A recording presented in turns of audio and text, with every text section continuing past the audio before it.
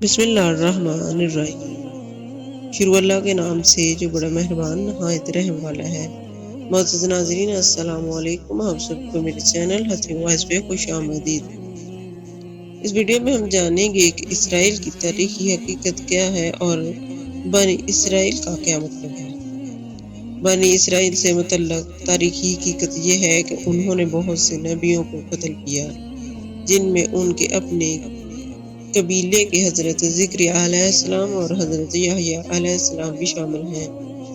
حضرت ابراہیم علیہ السلام کے بڑے بیٹے حضرت اسماعیل علیہ السلام تھے اور چھوٹے بیٹے حضرت اسحاق علیہ السلام تھے۔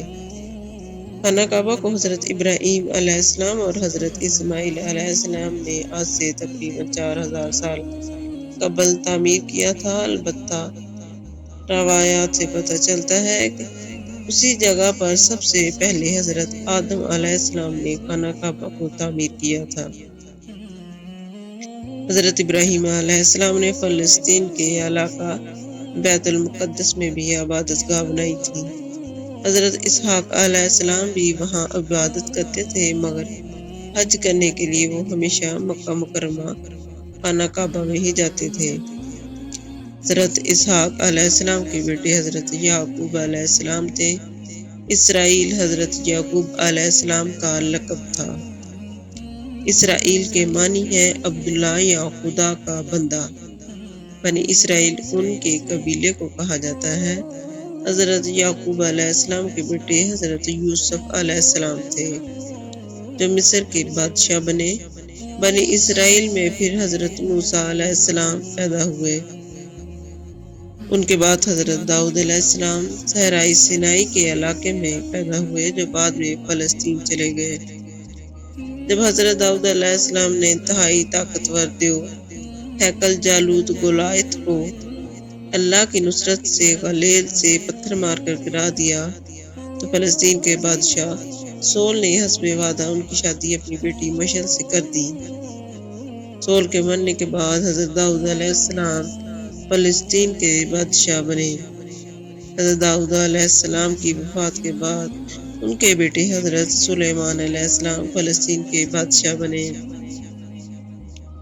اللہ سبحانہ تعالیٰ نے ہوا، جن اور ہر قسم کے جانور حضرت سلیمان علیہ السلام کے تابع کر دیے تھے۔ 961 قبل مسیح سے 922 قبل مسیح کے دوران حضرت سلیمان علیہ السلام نے جنوں کی مدد سے مسجد اقصی اسی جگہ تعمیر کروائی جہاں حضرت ابراہیم علیہ السلام نے عبادت گاہ تعمیر کرائی تھی۔ 586 قبل مسیح میں یہ ریاست 2 حصوں میں تقسیم ہو گئی۔ جنوبی علاقہ پر بابل کے لوگوں نے قبضہ کر کے عبادت گاہ مسمار کر دی اور بنی اسرائیل کو وہاں سے نکال کر اپنا غلام بنا لیا۔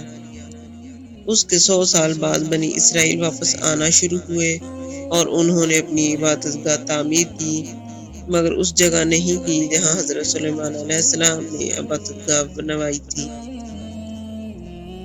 333 قبل مسیح میں سکندر اعظم نے اسے یونان کی سلطنت میں شامل کر کے بنی اسرائیل کو وہاں سے نکال دیا۔ 165 قبل مسیح میں بنی اسرائیل نے بغاوت کر کے ایک یہودی ریاست کی بنیاد رکھی۔ 100 سال بعد یہودی ریاست پر سلطنت کا قبضہ ہو گیا۔ 70 عیسوی میں روم کے یہودیوں نے بغاوت کی، جسے شہنشاہ ٹائٹس نے کچل دیا اور یہودیوں کی عبادت گاہ کو بھی مسمار کر دیا اور وہاں سے نکال دیا۔ روم کے بادشاہ حیدریان، انہوں نے شروع میں ان کو بیت المقدس آنے کی اجازت دے دی، لیکن بغاوت کرنے پر بیت المقدس کے شہر کو مکمل طور پر تباہ کر کے یہودیوں کو غلاموں کے طور پر بیچ کر شہر بدر کر دیا اور ان کا واپس بیت المقدس آنا ممنوع قرار دے دیا۔ 624 عیسوی تک فلسطین پر ایرانیوں کی حکومت رہی اور بتایا جاتا ہے کہ انہوں نے یہودیوں کو عبادت کرنے کی کھلی چھٹی دے دی تھی، مگر انہوں نے مسجد اقصی میں عبادت نہ کی اور عرب عیسائیوں پر بہت ظلم کیے۔ اس کے بعد بازنطینی حکومت آئی، جس نے 636 عیسوی میں مذہبی پیشوا کے کہنے پر بغیر جنگ کے حضرت عمر رضی اللہ عنہ کو محافظ اور امن کا پیغمبر قرار دے کر بیت المقدس ان کے حوالے کر دیا۔ حضرت عمر رضی اللہ عنہ نے مسجد الاقصی کی تعمیر 639 عیسوی میں اسی جگہ پر شروع کروا دی جہاں پر حضرت سلیمان علیہ السلام نے تعمیر کروائی تھی۔ 636 سے 1918 عیسوی تک یعنی 1282 سال تک فلسطین پر، جس میں اردن بھی شامل ہے، مسلمانوں کی حکومت رہی۔ بس اس میں وہ عرصہ شامل نہیں ہے جس میں صلیبی جنگیں یعنی عیسائیوں سے جنگیں ہوئیں۔ اس وقت تک یہودیوں کو فلسطین سے باہر ہوئے 1800 سال ہو چکے تھے۔ بنی اسرائیل کے متعلق تاریخی حقیقت یہی ہے کہ انہوں نے بہت سے نبیوں کو قتل کیا ہے، جن میں ان کے اپنے قبیلہ کے حضرت ذکریا علیہ السلام اور حضرت یحییٰ علیہ السلام بھی شامل ہیں۔ انہوں نے حضرت عیسیٰ علیہ السلام جو کہ اسی قبیلہ سے تعلق رکھتے تھے ان کو بھی قتل کرنا چاہا، مگر اللہ تعالیٰ نے انہیں بچا لیا اور ان کی جگہ کسی اور کو صلیب پر سولی چڑھا دیا۔ تاریخ گواہ ہے کہ یہودیوں نے ہمیشہ ظلم ڈھائے ہیں، چاہے وہ نبی ہوں یا خلق خدا، اور آج بھی وہ وہی کر رہے ہیں جو ان کی تاریخ تھی۔ ویڈیو پسند آنے کی صورت میں لائک اور شیئر کر دیں، میرے چینل کو سبسکرائب کر دیں، کمنٹ باکس میں اپنی رائے کا بھی اظہار بھی کیا کریں۔ اللہ تعالیٰ آپ کا حامی و ناصر ہو۔